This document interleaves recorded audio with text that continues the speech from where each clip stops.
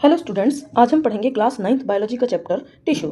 Tissue क्या है, इसको जानने से पहले हम सबको ये पता है कि जो सेल हैं वो हमारी बॉडी का स्ट्रक्चरल और फंक्शनल यूनिट हैं।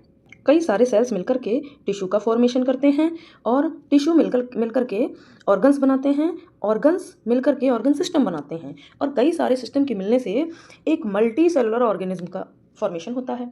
अब हम टिश्यू का डेफिनेशन देख लेते हैं क्या होता है। Group of cells of similar structure, एक जैसे स्ट्रक्चर्स वाली सेल एक साथ जुड़ करके कोई एक स्पेसिफिक फंक्शन परफॉर्म करने लगती हैं और इन सेल्स के ग्रुप को हम टिश्यू बोलते हैं।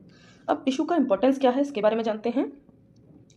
ये मल्टी सेलुलर ऑर्गेनिज्म में डिवीजन ऑफ लेबर प्रोवाइड करता है। इसकी वजह से ही डिवीजन ऑफ लेबर पाया जाता है मल्टी सेलुलर ऑर्गेनिज्म में। अब डिवीजन ऑफ लेबर का क्या मतलब है, देखिए जो सिंगल सेल ऑर्गेनिज्म होते हैं उनमें एक सिंगल सेल ही सारे जितने भी उसके वर्क हैं उनको परफॉर्म करेगी, लेकिन जो मल्टी सेलुलर ऑर्गेनिज्म होते हैं उनमें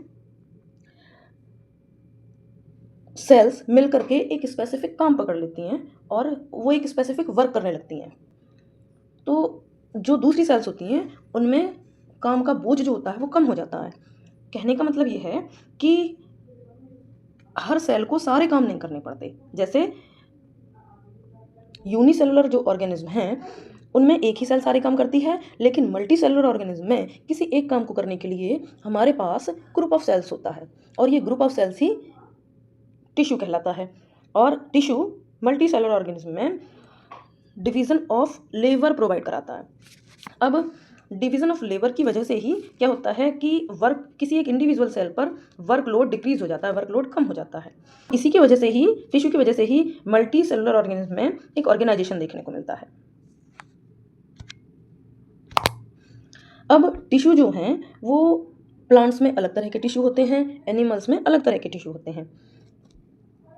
प्लांट के टिश्यूज़ को हम प्लांट टिश्यू बोलते हैं और एनिमल में पाए जाने वाले टिश्यूज़ को हम एनिमल टिश्यू बोलते हैं। अब जो प्लांट टिश्यू हैं हम उनके बारे में पढ़ेंगे कि प्लांट टिश्यू कौन कौन से होते हैं। प्लांट टिश्यू मेनली 2 टाइप्स के होते हैं, मेरिस्टेमेटिक टिश्यू और परमानेंट टिश्यू। मेरिस्टेमेटिक टिश्यू को हम 3 पार्ट में डिवाइड करते हैं, एपिकल मेरिस्टेम, लेटरल मेरिस्टेम और इंटरकैलरी मेरिस्टेम। और वहीं परमानेंट टिश्यू को हम 2 पार्ट में डिवाइड करते हैं, सिंपल टिश्यू और कॉम्प्लेक्स टिश्यू। सिंपल और कॉम्प्लेक्स टिश्यू के अलग अलग टाइप्स भी होते हैं जिनको हम डिटेल में आने वाली वीडियोस में पढ़ेंगे। इससे अगली वीडियो में हम मेरिस्टेमेटिक टिश्यू के बारे में पढ़ेंगे।